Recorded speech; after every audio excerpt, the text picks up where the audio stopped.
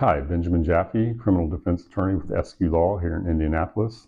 We recently talked about what kind of things can create a probation violation for someone if they're on probation.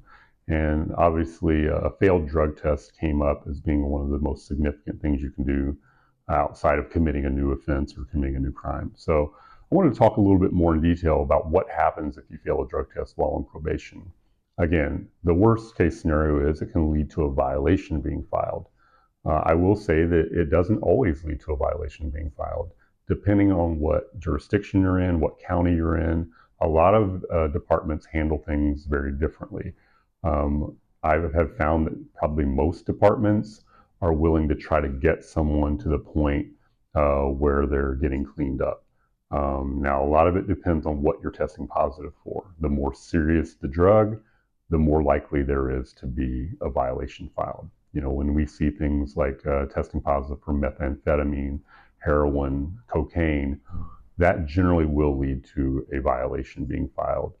When we see things like marijuana or something lower level, a lot of times probation is willing to work with people and they're willing to add in some services or add in some terms to probation to try to promote getting the person past that. So they might have them go to some kind of counseling. They may step up their testing and make sure it's going down.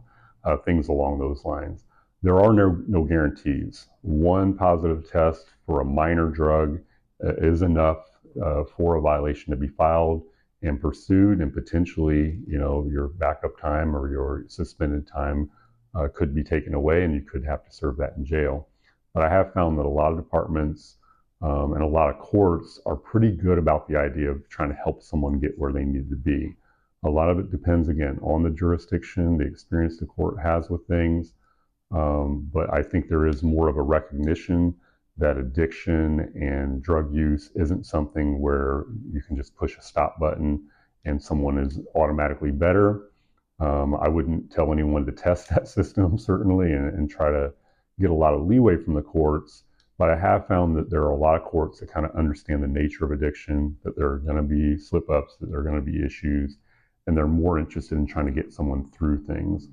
Certainly at SQ Law, that's one of the main arguments and one of the main presentations we'll make when we represent people on violations is we are trying to get them to the point where they're doing better. If I have someone that's testing positive for something, I want them to get into rehab. I want them to potentially, take advantage of getting into, if it's really serious, some kind of counseling that is in-house, something where they're actually, spending time at a facility.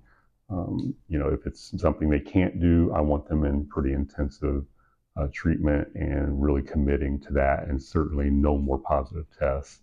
So we're trying to get people there. We're trying to get people on the other side to understand it's a process, and our clients actually investing in themselves and making the right choices, even though a mistake has been made.